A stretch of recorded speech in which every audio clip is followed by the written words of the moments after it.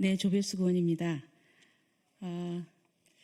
이재명 더불어민주당 대통령 후보의 공직선거법 위반 혐의에 대해서 지금 이게 기일이 연기가 됐습니다만 고등법원의 그 바른 판결을 촉구하는 시국 선언을 하도록 하겠습니다. 하실 분들을 제가 소개하도록 하겠습니다. 거센 파도를 이기는 모래알 연합 약칭 거모연 연합에서 오셨습니다. 우리 거모연의 대표이신 원천교회 담임 목사이신 박원순 목사님 인사하시고요. 예, 그다음에 예배하는 교회 담임 목사이신 서로진 목사님, 네, 그리고 민영 선교회 대표 목사이신 최영선 목사님, 네, 그리고 또 이명자 스님, 네, 그리고 또 원광보건대학교 학생인 김지성 학생 소개합니다. 자, 그러면 지금부터 성명서 낭독을 우리 박원순 목사님 주제로 하도록 하겠습니다. 방금 소개받은 기독교 대한감리회 소속 원천교회를 담임하고 있으며 거센 파도를 이기는 모래알 연합의 대표로서 섬기고 있는 박원순 목사입니다. 제가 잠시 발언을 하고 그리고 우리 설호진 목사님과 김지성 학생께서 성명서를 낭독해 주는 것으로 이렇게 오늘 순서를 갖도록 하겠습니다.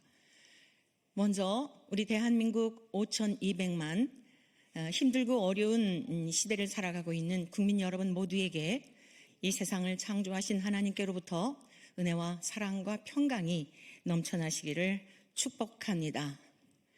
국민 여러분, 여러분들은 한 번쯤 바닷가에 가보신 경험이 있으실 것입니다. 그 바닷가에 가면 때로 거센 파도가 일 때가 있지요. 그 거센 파도를 이기는 것이 무엇인지 아십니까? 첫째는 모래알입니다.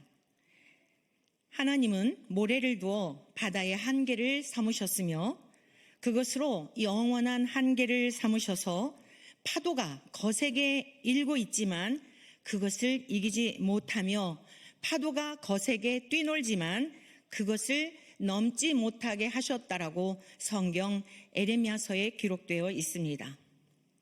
모래알은 매우 하찮아 보이는 존재감도 없어 보이는 그러한 피조물입니다. 그런데 그 모래알들이 거센 파도를 이김으로 무태에 살고 있는 우리의 가족을 지키고 대한민국을 지키며 인류의 역사가 존속되어 왔던 것입니다. 또 하나 바닷가에 가면 우리가 눈에 띄는 것이 방파제입니다. 거센 파도를 이기는 또 하나는 방파제가 있다는 사실입니다. 파도는 엄청나게 강한 에너지로 암석을 부수는 힘을 가지고 있다고 하지요. 사람들이 흔히 생각하는 파도는 저와 여러분들이 바닷가에 가서 경험한 그러한 파도는 해수욕장이나 또 그런 그 넘실대는 파도들이 작은 것 같지만 그 파도는 자연적으로 형성된 방파제에 의해 엄청나게 약해진 파도가 최종적으로 해변에 도달한다고 합니다. 뿐만 아니라 바다 한가운데 세우는 인공 건축물이 있습니다. 인공 건축물인 방파제가 없다면 이 톤 단위의 엄청난 유체인 바닷물이 쉬지 않고 부딪히기 때문에 계속해서 엄청난 충격을 받는다고 합니다. 파도의 힘을 상쇄시키는 방파제가 있기 때문에 모래알이 막아낼 수 있다는 것이지요.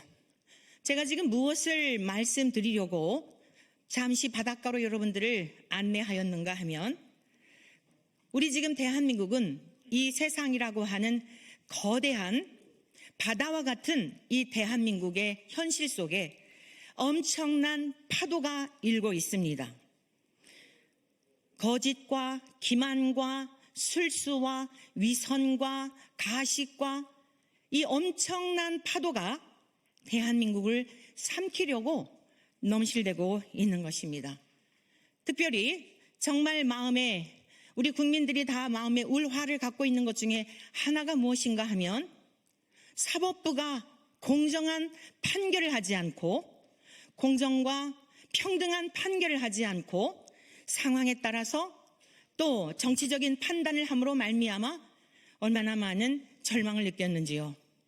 사실 제가 오늘 이곳에 올 수밖에 없었던 것은 가슴 한가득 울화가 차 있습니다. 슬픔이 차 있습니다.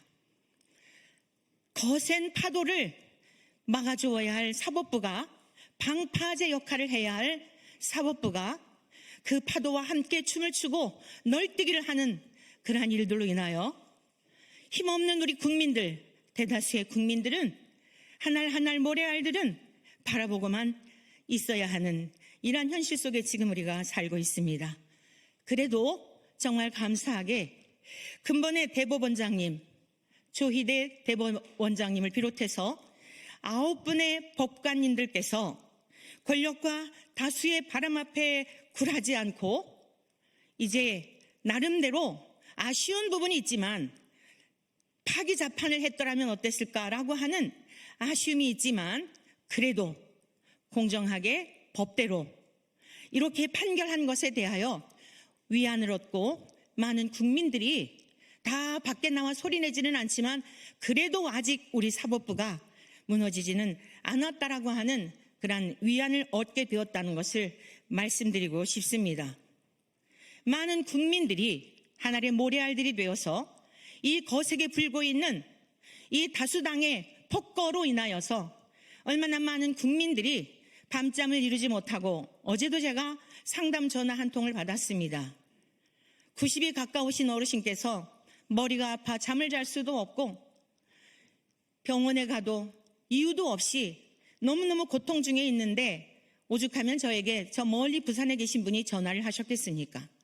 언제부터 그러하셨습니까? 라고 여쭈었더니 작년 12월 개헌 사태 이후에 이제 헌법재판관들의 그 불이한 판결을 비롯하여 뿐만 아니라 이재명 민주당 대선 후보의 1심의 유죄가 2심에서 무죄로 선고되고 이러한 상황들로 인하여 그 모든 것들이 연루되어 있는 것을 알게 되었습니다. 대한민국의 방파제가 되어야 할 사법부의 판사님들, 공의가 무너지면 대한민국은 소망이 없습니다. 여야를 떠나서 국회의원님들, 여러분들은 대한민국의 거센 파도를 막아내도록 하나님께서 여러분의 위치에 여러분들을 세우셨다는 사실을 기억해 주시면 좋겠습니다. 거센 파도, 쉼 없이 몰려드는 탐욕과 야욕과 이 세상의 열망에 대한 좀 더 높이 올라가고 좀 더 많은 것들을 취하고자 하는 이러한 야망을 버리지 아니하면 그 넘실대는 파도에 방파제까지 함께 춤을 추고 널뛰게 한다면 무태 살고 있는 사법부 여러분들, 여야 국회의원들, 정치가 여러분들, 위정자들의 여러분들은 많은 가족들이, 여러분의 형제들이, 여러분의 친구들이 무태 살고 있다는 사실을 명심하십시오. 방파제 역할을 다하지 않으면 국민 여러분, 우리 모두도 한 알 한 알 내 한 사람이 무슨 힘이 있다라고 생각하며 여러분들이 스스로를 비하하고 관망만 한다면 우리 대한민국 무튼 어찌 되겠습니까? 우리 후손들은 어찌 되겠습니까?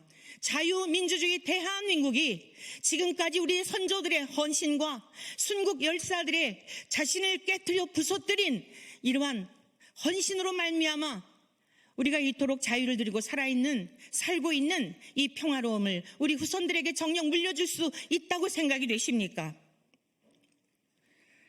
방파제는 그 특성상 소모성이 있다고 합니다. 저는 이것에 대한 것을 살펴보면서 국회의원의 임기도 있고 판관들의 임기도 있고 대통령의 임기도 있고 아니 우리 인생에 모든 임기가 있다는 것을 기억해야 된다는 것 꼭 기억해 주시면 좋겠습니다. 영원하지 않습니다. 잠깐뿐인 우리네 인생길에 여러분 이후에 우리를 창조하신 하나님께서 바다의 경계선, 파도가 거세게 이나 그것을 이기지 못하도록 모래알을 두시어 지키게 하신 하나님의 엄중한 심판이 있다는 것을 기억하셔서 이재명 대선 후보를 비롯하여 여야 모든 대선 후보에게 진심으로 부탁을 드립니다. 국회의원들과 국무위원들과 사법부의 판관들과 각계각층 지도층에 있는 여러분들에게, 아니 우리 대한민국의 아버지들에게, 어머니들에게 때로는 방파제 역할을, 때로는 모래알의 역할을 잘 감당해야 우리의 귀한 후손들이, 우리 선조들이 물려주었던 이 복된 삶을 누릴 수 있지 않겠습니까?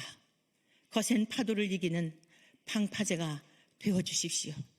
국민 여러분들도 나 하나 별 볼 일 없다고 생각하지 말고 눈을 크게 부릅뜨고 정말 내가 어떠한 판단을 해야 할지, 어떠한 삶을 살아내야 할지, 우리 후손들에게 무엇을 물려주어야 할지 하나님께서 우리 모두에게 깨닫는 은혜와 분별할 수 있는 지혜를 주셔서 위기에 처한 대한민국이, 침몰 직전에 있는 대한민국이 소성케 되는 역사가 있기를 진심으로 우리 하나님 아버지의, 그리고 우리 주 예수 그리스도의 이름을 빌어 축복합니다. 고맙습니다.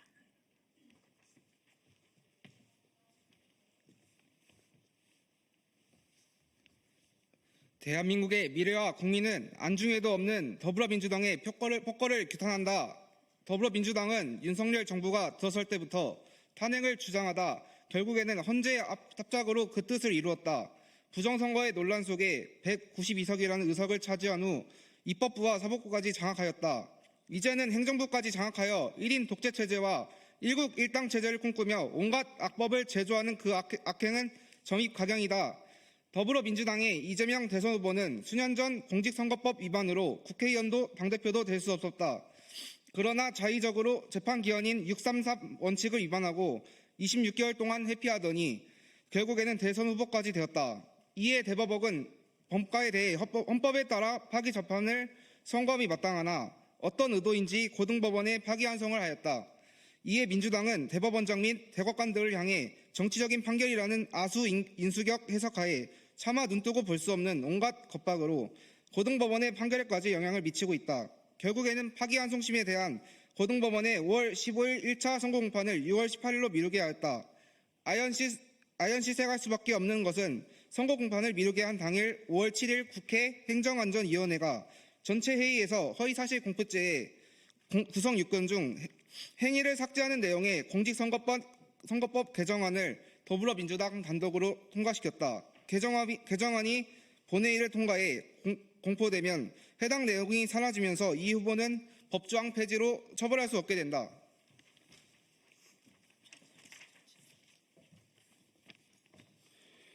오늘의 이 사태는 민주당의 대선 후보가 1심에서 유죄 선고를 받았으나 2심을 맡은 고등법원에서 정치적인 판결로 무죄를 선고한 까닭이다. 역사는 길이길이 윤석열 전 대통령의 탄핵에 불이한 판결을 한 헌법재판관 8인의 재판관들을 비롯해 2심에서 무죄를 선고한 최은정, 이예슬, 정재호 판사의 오판을 길이길이 논할 것이다. 따라서 우리는 자유민주주의의 대한민국의 존립이 소수의 탐욕과 불의와 불법, 거짓과 기만과 술수의 바람에 휩쓸려 침몰 직전에 있는 때에 다음과 같이 촉구한다. 하나, 더불어민주당은 편법과 불법으로 집권 여당이 되려고 온갖 악법을 제정하며 법대로 판결한 대법관의 조희대 원장과 대법관들을 겁박하는 악행을 멈춰라.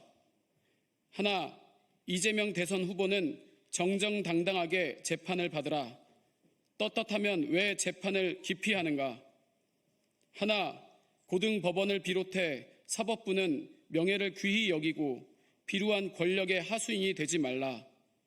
좌로나 우로나 치우치지 말고 헌법대로 판결하여 정의와 공의가 하수같이 흐르게 하라.